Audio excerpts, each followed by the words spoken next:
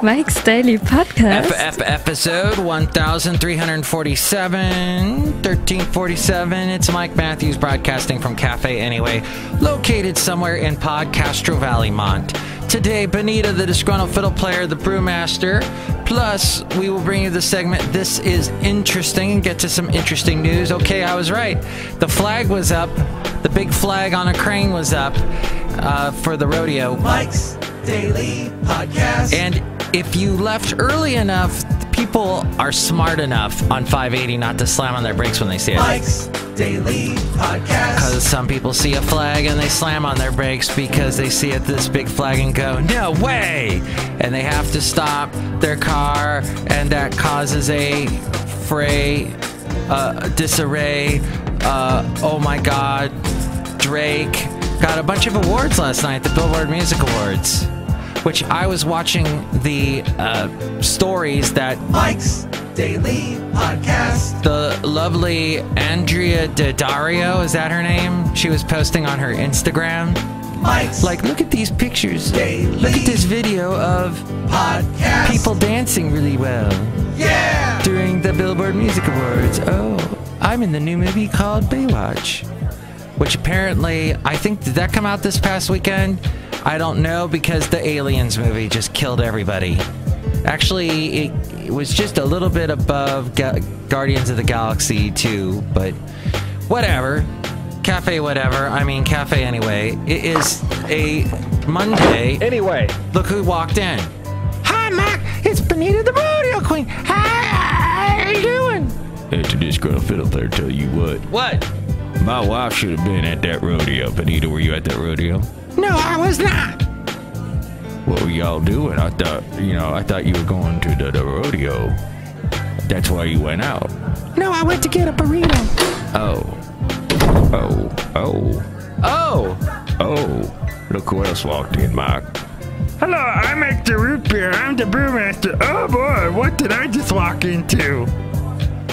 A moment of uncomfortableness in a marriage. Oh, that's fun. Have some root beer. Thanks. Café Anyway. We have this big flag during the rodeo. Anyway. In Castro Valley. Raw Ranch Rodeo. And all these people slamming their brakes. So I took Bart instead. Here's what I have to say about Bart. The people at the... And here's today's podcast picture. I have a picture of the Bart people in the booth. What do you call those booth people? The people in the booth. Booth people. Yeah. That's what they're called at Bart. No, that's not a picture of them. It's actually a drawing with Madame Rutabaga, who's not here. And yeah, they don't give a hoot. They do not care at all. No wonder all those teenagers were able to ambush the Oakland Stadium BART station and steal people's money and knock them on the head. And no wonder, because they don't care. I swear, both days I had to ask a question of the booth person. Maybe it's just the weekend crew at Castro Valley's BART station. I don't know. But they were so unhelpful. I asked one question. The girl would not look up from her stupid phone, and she was on the phone. Oh, yeah, that's right. She was using the landline in the booth and looking at her phone, reading something, and head down, not caring about anything. I'm waving to her. She doesn't see me. I had to finally knock on the glass. I can't make a knock sound effect very well here with what I have at Café Anyway. And she finally looks up. And then the lady the next day, she just gave me some flippant answer that was not even helpful. I don't know what's going on with these BART people. Why? Are you getting paid nothing? You're getting paid more than I am, I can assure you. So, quit your tood.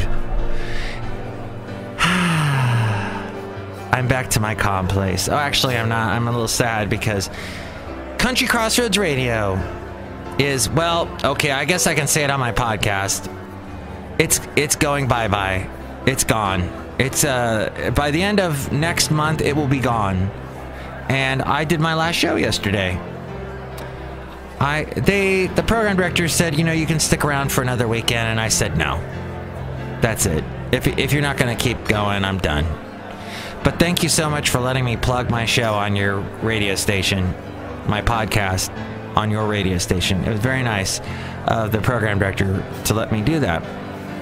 But they're gone. They're going away. It has to do with the high fees that they charge people that do internet radio. They have to pay so much money for the licensing. And they really have to jump through a lot of hoops to do an internet radio station. And even though they didn't pay any of the DJs money, it's still tough to keep it going. And I think he also had a terrestrial signal that he was paying for too. But he's got a new job and he can't keep it going. So I guess I'm on the search for a new internet radio station to do. Till then, I will probably do a podcast on the weekend. I'm not sure. My weekend job, which allowed me to voice track, that's a technical radio term, which allowed me to do the country radio show, my part-time job that I was doing, this part-time job that I didn't get paid for. This is very confusing. I'm not describing this correctly. At any rate, my part-time job is giving me so much more work to do. So I don't really have time to do the side projects like the podcast or the country radio show on the weekends. But that might subside. We have a new guy. He's young. He needs to be brought up to speed, and maybe I'll have more time to do a podcast on the weekend. Anyway, Café Anyway, that's what's going on. Anyway. And now, the website, Mike'sDailyPodcast.com. If you'd like to help out the show, I was talking to Tom over the weekend, and he was telling me about all the stuff he gets on Amazon. And I go, why don't you go through my website, Mike'sDailyPodcast.com, and click on the little icon for Amazon? And he looked at me kind of like the way a dead fish looks at you. So I don't think I really got through to him. But the Amazon link at Mike'sDailyPodcast.com, you can click on that and buy whatever it is you're going to buy, and that helps support the show. Thank you. Nobody does it, but thank you. And there's a PayPal. Nobody does that either. Thank you. Mike'sDailyPodcast.com. I posted on Facebook yesterday that it was my last show on Country Crossroads Radio. No one said a thing. No one commented. No one liked. No one ever. Meanwhile, the girl that just got her braces taken off, 500,000 likes on her post. That's how Facebook works, my friend. If you're over 40, white, male, no one is going to post a ding-dong thing unless you're like standing with Ed Sheeran or Drake. Maybe you'll get some likes.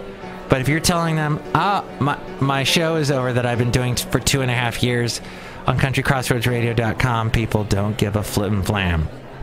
Flippity-flu. Mike'sDailyPodcast.com is also where you can see all the past podcast pictures and listen to past shows. Yeah. Hey, why don't we get to this segment called This Is Interesting? This is interesting. Wow, this is interesting. I had fun with Tom telling him about the Amazon link at Mike'sDailyPodcast.com. And I walked Basil the Boxer with him and his dog Bailey. It was fun. And I also saw Matt and Fiona and Keegan and Kathy, who does a segment called Kathy's Corner. Kathy's Corner. Kathy's Corner. She hasn't done it in over 2 years, so why did I bring it up? I don't know. Cafe, I don't know. Cafe Anyway, here we go. Anyway. This is interesting. First off, today, if you go to Google, you'll see there's a little drawing of Richard Oakes. I don't know who he is, so I looked him up on Wikipedia, and Wikipedia says he was a Mohawk Native American activist who promoted the fundamental idea that Native peoples have a right to sovereignty, justice, respect, and control over their own destinies. His legacy reflects the struggles of Native peoples and all people to maintain their land, identity, and lifeways. So that's who Richard Oakes is. He died in 1972 at the very young age of 30. And he took over Alcatraz, which Alcatraz still is a... when you go to Alcatraz, they have a section that talks all about this in 1969 when Richard Oakes led a group of students and urban Bay Area Indians in an occupation of Alcatraz that would last until 1971. Yeah, 3 whole years. He also recruited 80 UCLA students from the American Indian Studies Center. That was during the Richard Nixon administration. And they talk all about that when you go to Alcatraz. It's one of the interesting things. If you're like, oh, I don't want to go to Alcatraz, it's all about Al Capone. No. They got some other interesting things there. They talk about the rich history of Alcatraz. See, at that point, Alcatraz had been in an abandoned prison for several years, was just left alone, this island in the middle of the bay. And so Richard Oakes had this brilliant idea to take it over, to push his cause. Bush, no, not George W. Bush, not George H.W. Bush, but that guy, that sniveling little weirdo Billy Bush, who used to be all over NBC and then got fired because that video came out of him and Trump talking like the most sexist language possible. Bush was recently spoken to by The Hollywood Reporter, and he seems to have come to a place of acceptance. I will pull this one part out of the article, and I will not talk about his daughters or any of that, because he's trying to say, oh, I'm a family man, I don't deserve to be treated this way. He says he's come to a place of acceptance. However, quote, I am not grateful for the moment, but I'm grateful for what I've gotten out of it. I'm grateful that it hit me all the way to my core. And now the Manhattan-born broadcaster is ready to get back to work. With Propagates Owens and co-CEO Ben Silverman, Bush has been developing a series designed to show audiences a deeper, more empathetic side to him. Oh, I'm just turning this article off. Who cares? Billy Bush. Stay gone, Billy. Why don't you get into radio? Great career path. USA Today explored codes that teens use. Some child safety experts warn there can be more than meets the eye with texting codes. Some strange texting lingo might double as code for suicidal thoughts, bullying, sex, and drugs. The stakes are high, and today's parents need new ways to safeguard their teens from the harmful side effects of online interaction, says the CEO of Bark, a safety app parents and teens download that monitors sites and services teens use for red flag words and the context they're using them in. According to the National Institute of Mental Health, suicide is the second leading cause of deaths for young adults and 15 to 34. In recent years, the problem of teen suicide has taken on a new dimension, in part due to the proliferation of technology. Netflix has that series that's doing really well. It has to do about it. We teach our kids to look both ways when they cross the street. Don't talk to strangers. We need to do the same thing for children with digital use. Bark analyzes some 10 million teen messages per month across 21 different platforms, including text, email, Instagram, Snapchat, and YouTube. The most recent list of the top sneaky terms that teens use include 53X, which is a sneaky way to type the word sex. KMS means kill myself. LH and the number 6 means let's have sex. KYS means kill yourself.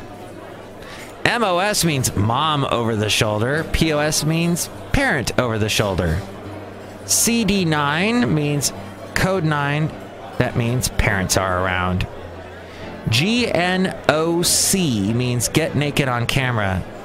I can't believe how much of this is going on with the texting. I was talking to someone, they were telling me about I was talking to a 20-something who was telling me about a guy she knows who's also in his 20s that receives regularly naked pictures from women that are interested in him. And I said, what? This is so foreign to me, this whole thing. But it's going on. So much. 99 means parents are gone. WTTP means want to trade photos. Then there's let's meet in real life. That's shortened down to LMIRL. Meet at a party spot. That's represented by the numbers 1174. IWSN means I want sex now. CU46 means see you for sex. And you get the idea. So basically that's the basis of all the GYPO, get your pants off. Yeah. TWD, texting while driving. And PAL. Oh, PAL mean capital PAL. That must mean you're a pal. No, nope. Parents are listening. And then, of course, FWB, friends with benefits. Well, back to the suicide issue. Facebook will allow users to live stream attempts to self-harm because it, quote, doesn't want to censor or punish people in distress who are attempting suicide, according to leaked documents. However, the footage will be removed once there's no longer an opportunity to help the person unless the incident is particularly newsworthy. The policy was formulated on the advice of experts, the files say, and it reflects how the social media company is trying to deal with some of the most disturbing content on the site. The Guardian has been told concern within Facebook about the way people are using the site has increased in the last 6 months. As we go outside a Café Anyway, where we bring you Mike's Daily Podcast, someone in Podcast Valley. Next show is going to be Madame Rutabaga, who is in the podcast picture today. Valentino and Bison Bentley, thank you for listening to the show.